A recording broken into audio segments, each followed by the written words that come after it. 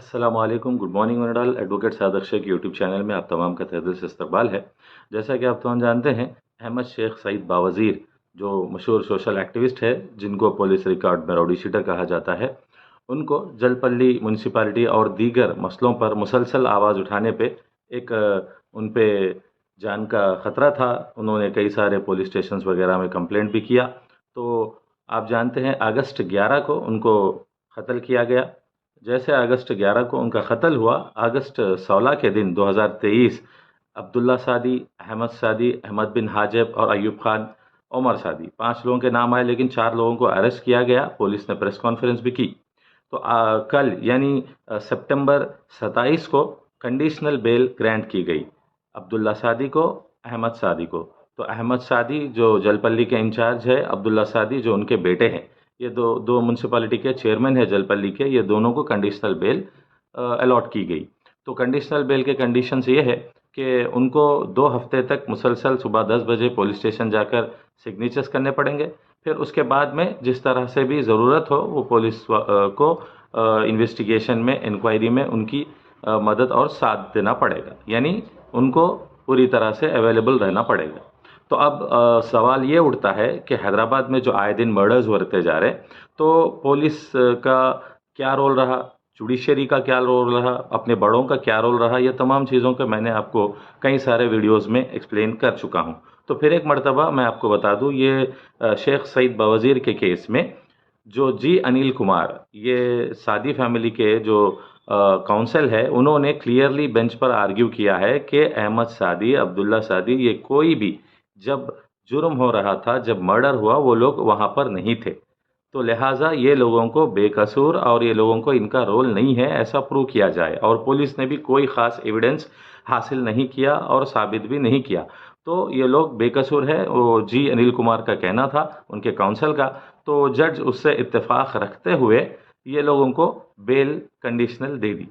तो अब आपको मैं बता दूं कि मर्डर केसेस में जो अक्सर होता है, एक एडवोकेट होने के नाते जो मेरा तजुर्बा है मैं आपसे शेयर करना चाहता हूं कि मैक्सिमम मर्डर केसेस में ये 2 चीज़ें होती है। वो 2 चीज़ों की वजह से उसके अंदर के आप मुजरिम कहिए या फिर सस्पेक्ट कहिए या फिर जो कोई इन्वॉल्व है, वो लोग छूट जाते हैं। तो ख़ास 2 चीज़ें ये होती है कि एक तो जो विटनेसेस गवाह होते हैं, जो दूसरा उसके अंदर जो केस के फैक्ट्स होते हैं, ये प्रॉपरली नहीं होते। तो विटनेसेस का क्या रोल होता है? विटनेसेस का रोल ये होता है कि जो जब कत्ल होने के वक़्त में, जुर्म होने के वक़्त में जो गवाह होते हैं, वो गवाह हॉस्टाइल हो जाते हैं, यानी बदल जाते हैं। यानी जब कहते हैं कि मर्डर हमने देखा है, बाद में कहते हैं कि नहीं हमने नहीं देखा, हमें समझ में नहीं आया, ये है या नहीं है, मुजरिम एग्ज़ैक्टली हम नहीं बता सकते। तो यहाँ पे लैक ऑफ विटनेसेस की हॉस्टाइल होने पे ख़त्म हो जाता है, विटनेसेस के डेड होने वगैरह पे। और दूसरा जो है जो लैक ऑफ एविडेंस होता है, तो एविडेंस नहीं रहने की वजह पर भी केस को बर्खास्त कर दिया जाता है। तो अब हमारे जुडिशरी की, आप पुलिस डिपार्टमेंट की ख़ास बात कहिए या फिर एक लूप होल या फिर माइनस पॉइंट कहिए, जब किसी का मर्डर होता है, मर्डर के इन्वेस्टिगेशन में खूब आप देखते हैं अपडेट्स वगैरह, हेडलाइंस पे, फ्रंट पेजेस पे आते हैं कुछ दिन तक, बाद में फिर गायब भी हो जाते हैं। तो अब यहाँ पे जुडिशरी और पुलिस का रोल आप देखिए कि जब तक फैक्ट्स और एविडेंस को प्रॉपरली कंपाइल नहीं करते, प्रॉपरली प्रोड्यूस नहीं करते, तब तक ये केस नहीं रुकता। तो अब जब पुलिस सही काउंटर नहीं डालती, पुलिस सही एविडेंसेस गैदर नहीं करती, तो हर हमेशा ये चांस है कि जो मुजरिम है, जिनको सस्पेक्ट है, वो छूट जाने का चांस है। तो मैं जैसे बता रहा था आपको कि हमारी जुडिशरी की कमज़ोरी कहिए या पुलिस डिपार्टमेंट की कुछ और, कि एक बार कोई मुजरिम छूट जाने के बाद फिर छोड़ देने के बाद ये नहीं बताती जुडिशरी या पुलिस के मर गया सो इंसान को किसने मारा। अब शेख सईद बावज़ीर का कत्ल हुआ, लेकिन शेख सईद बावज़ीर के कत्ल में अहमद सादी, अब्दुल्ला सादी वगैरह छूट गए। तो जब कोई नहीं बचा, कत्ल जो शेख सईद बावज़ीर का किया, तो जब ये छूट गए तो फिर शेख सईद बावज़ीर का कत्ल किसने किया, किसको सज़ा दे, किसको पकड़े? तो अब ये जवाब कई सारे मर्डर्स में नहीं मिला आज तक। अगर कोई सस्पेक्ट होकर छूट गए तो उसके बाद में फिर दोबारा उसको मर्डर किसने किया, ये पुलिस या कोर्ट्स आपको आज तक नहीं बताती। तो ये बड़ी कमज़ोरी है, समझिए। तो अब जैसे मैंने कहा कि जो जी अनिल कुमार है, सादी फैमिली के काउंसिल, उन्होंने खुले तौर से आर्ग्यू किया कि जब मर्डर हुआ ये लोग स्पॉट पर नहीं थे, कॉन्स्पिरेसी में इनको अरेस्ट किया गया, तो इनके क्लाइंट्स बेगुनाह है। तो क्या अब आप बताइए, अब्दुल्ला सादी और अहमद सादी ये लोग क्या कंप्लीटली इज्जत बरी होने के चांसेस है? क्या इनके ऊपर केसेस बर्खास्त हो जाएंगे शेख सईद बावज़ीर के? मैं कहता हूँ मेरे इल्म के एतबार से आज सितंबर 28 है, 27 को इनको बेल मिली है। जहाँ तक मेरा इल्म और तजुर्बा कहता है कि बिल्कुल ये लोग मेरे ख्याल से लैक ऑफ एविडेंसेस और विटनेसेस की बुनियाद पर बाइज्जत बरी होने के चांसेस है, बिल्कुल बरी हो सकते हैं। जब तक इनकी फैमिली के जो भाई हैं वो काउंटर केसेस डालते हुए समझिए कि हाई कोर्ट, सुप्रीम कोर्ट वगैरह नहीं फिरेंगे, तब तक भी ये केस इसी तरह चलता रहेगा। हिंदुस्तान में देखिए आप, ज़्यादा से ज़्यादा जो सज़ा है वो फांसी की सज़ा है, और वो फांसी की सज़ा भी ऐसे सूरत हाल में होती है, बड़े रेयरेस्ट केसेस में होती है। तो रिसेंटली जो फांसियाँ हुए हैं, एक तो कसाब का हुआ, दूसरा जो मैमन याकूब मैमन का हुआ, जो फांसियाँ हुई, तो फांसी होने के लिए भी उसको पार्डन यानी क्षमा भिक्षा तेलुगु में बोलते हैं, माफ़ कर देने के लिए प्रेसिडेंट को, गवर्नर वगैरह को स्टेट एंड सेंट्रल पे अपील किए जाते हैं। तो ये काफ़ी लंबा चौड़ा सेटअप है।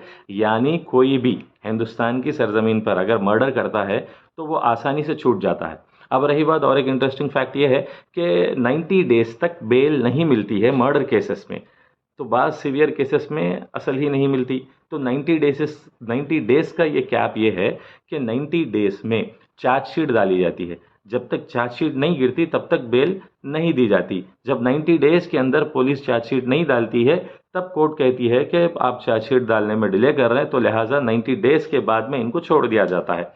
एक फिर चार्जशीट डाली जाती है, यानी जो मुजरिम होते हैं केस में, A1, A2, A3, A4, तमाम को अरेस्ट करके प्रोड्यूस करना होता है। जब प्रोड्यूस नहीं करते, एब्सकॉन्डिंग कुछ बताते हैं, तो कोर्ट पूरे फैक्ट्स को, पूरे आर्ग्यूमेंट्स को बोथ साइड के सुनते हुए जब बेल्स के मामले पे आती है, तो क्यों अहमद सादी, अब्दुल्ला सादी फैमिली को इमीडिएटली फिर 30 दिन में ही बेल मिल गई? इतना सेंसेशनल मर्डर है जो हैदराबाद की पॉलिटिक्स को, हैदराबाद की आवाम को एक ऐसा जज्बा और ऐसा एक जुनून तारी हो गया कि शेख सईद बावज़ीर का कत्ल सादी फैमिली ने ही किया, ये कहा गया। लेकिन अब देखिए, मीडिया की रिपोर्टिंग, सोशल मीडिया की रिपोर्टिंग्स, एलिगेशंस एंड एक्यूजेशन से हट के कोर्ट को क्या चाहिए? कोर्ट को चाहिए फैक्ट्स, विटनेसेस, एविडेंसेस। अगर ये नहीं है तो केस बिल्कुल पानी में बह जाएगा।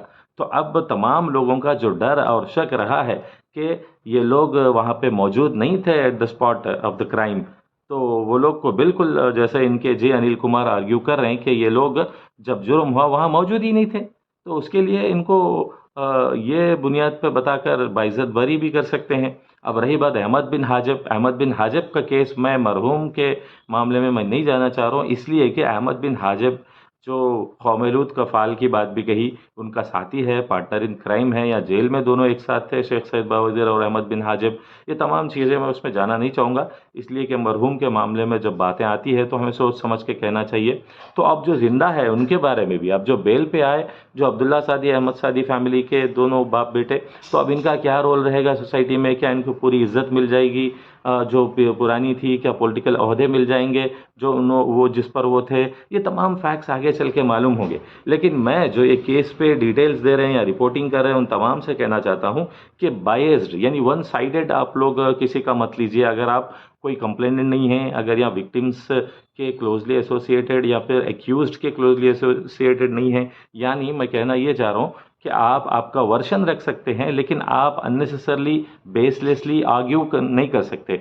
ये बेल पे छूट गए तो that is a court of law का प्रोसीजर है, वो छूट गए।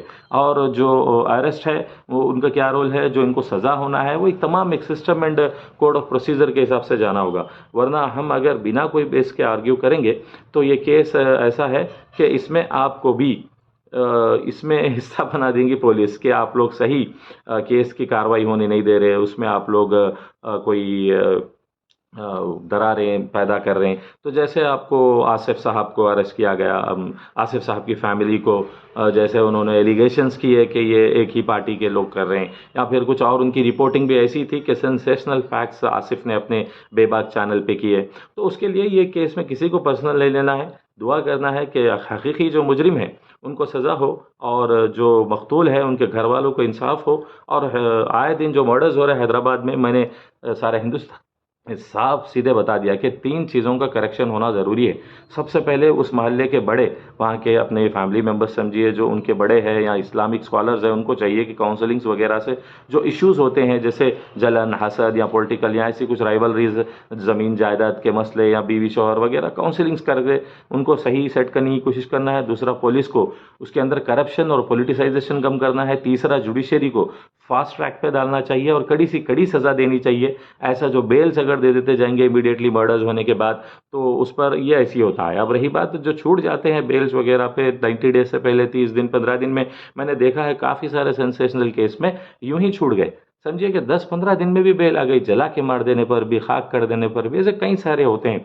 तो जो लूप होल्स होते हैं उसको इस्तेमाल करके मुजरिम या मुजरिम सस्पेक्ट के तरफ के, एक्यूज के तरफ के लायर्स बड़ी समझिए कि चालाकी से बेल लेने में कामयाब होते हैं। तो उसके लिए जो विक्टिम्स के फैमिलीज हैं उनको भी स्ट्रांग वकील ठहराना पड़ेगा, फैक्ट्स एंड विटनेसेस को गैदर करवाने में मदद करना पड़ेगा, तभी जाके इंसाफ मिल सकता है। तो मेरे यूट्यूब चैनल को मैं उम्मीद करता हूँ कि आप लोग ज़रूर सब्सक्राइब करेंगे और आपके जो भी व्यूज़ है कमेंट्स में आप लोग ज़रूर मेंशन करेंगे कि आगे चल के क्या फैक्ट्स आप मालूम करना चाहते हैं। तो क्राइम नंबर, केस नंबर, वो तमाम आप वेबसाइट पर भी चेक कर सकते हैं। मैं आपको कमेंट सेक्शन में डाल दूंगा, डिस्क्रिप्शन वगैरह में।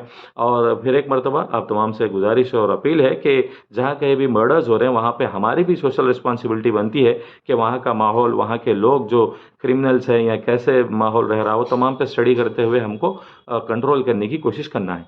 जज़ाकल्लाह। अस्सलाम वालेकुम। मैं आपका भाई एडवोकेट सादिक से।